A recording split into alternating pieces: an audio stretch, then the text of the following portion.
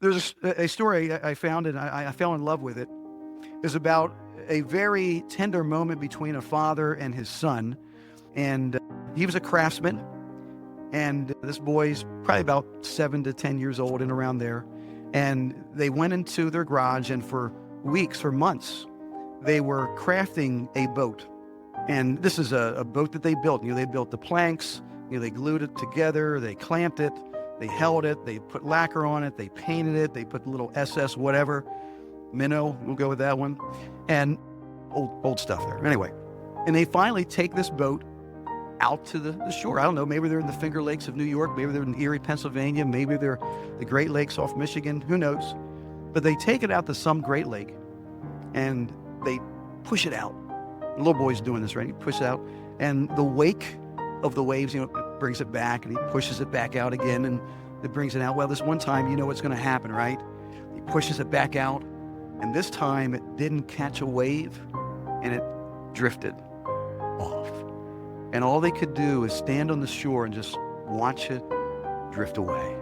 Some days later, the father and son were walking through town, and they had passed the pawn shop.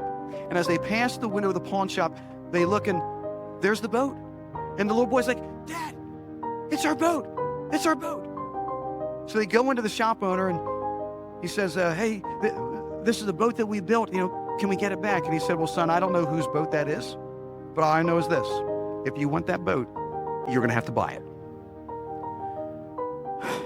So he goes back, and he earns the money, doing chores and whatever. He earns the money to buy the boat back. He goes back to the pawn shop some weeks later, meets with the owner, gives him the money. The owner hands him back over his boat.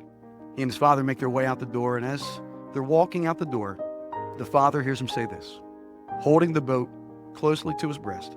He says, "I love you once because I made you, but I love you twice because I bought you."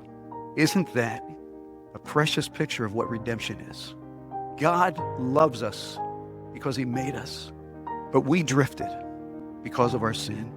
And when we were found in bondage and enslaved, he chose out of his great love to buy us back. Christmas, church, is about Jesus's payment for sin. That's what Christmas is about.